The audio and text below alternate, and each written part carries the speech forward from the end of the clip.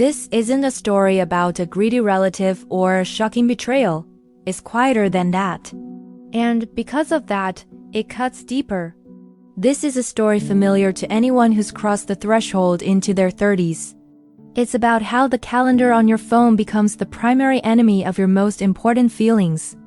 Your best friend, your kindred spirit, the person you went through the fire and flood of youth with, is flying into town.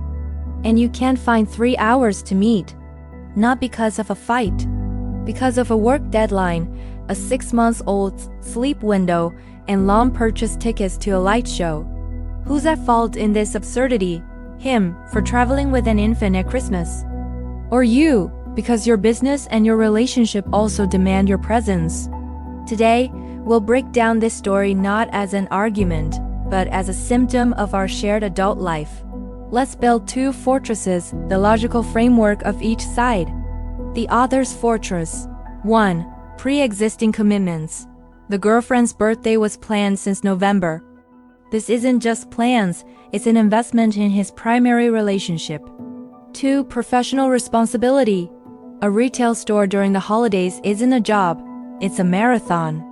Giving an employee the day off isn't a whim, it's the duty of a good boss.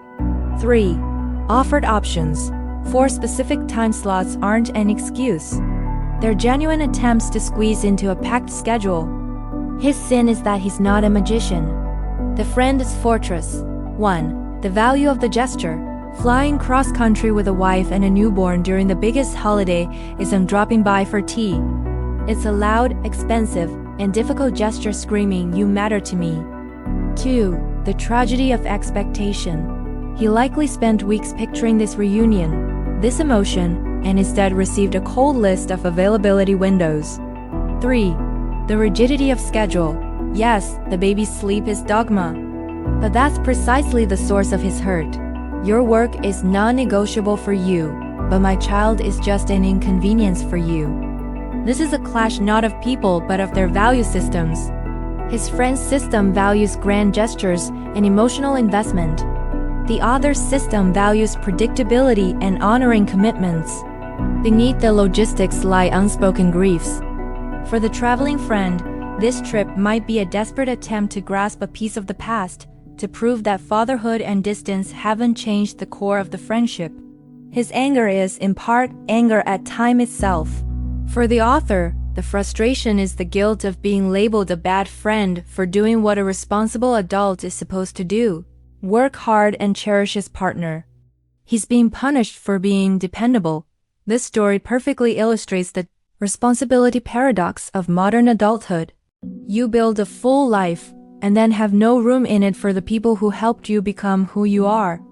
So, is the moral of the story to be a worse employee or a worse partner to be a better friend? That's the impossible question this conflict poses. The "no a holes here" verdict is technically correct, but emotionally useless. It doesn't mend the rift. So if who's wrong isn't the right question, what is? The right question is, how do you mourn the old friendship to save the new one? They must acknowledge that the era of spontaneous all-night hangs is over, is dead. What's being born is a new format, intentional, planned, and perhaps less frequent, but deeper connection. The blame game is a trap. The solution isn't about this Christmas. It's about planning the next visit in February, with months of notice, where the author can block a full day off and the friend can consider a sitter for one evening. The failure wasn't in the meeting. It was in the expectation management. The friend expected a pre-fatherhood, pre-business owner level of flexibility. The author expected a guest to understand his immutable constraints. Both were wrong about each other's realities. Now, this is where we turn it over to you. This isn't abstract. Question 1. In the hierarchy of adult obligations, where does best friend visiting from out of town rank?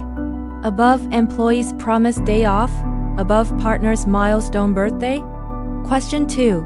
The friend said the baby had to be in bed by 8 p.m. Is that an absolute law, or should travel involve some schedule flexibility for a key event? Question 3. Be honest in this situation. Would you have A. Closed your store early for a day, taking the financial hit? B. Asked your partner to modify her birthday plans?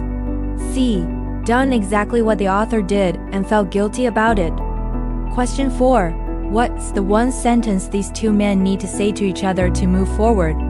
Debate your personal verdicts and strategies below. If dissecting the quiet, painful, and utterly relatable conflicts of adult life is your kind of content, hit like, subscribe, and ring the bell. This is where the real stories are. Thanks for watching.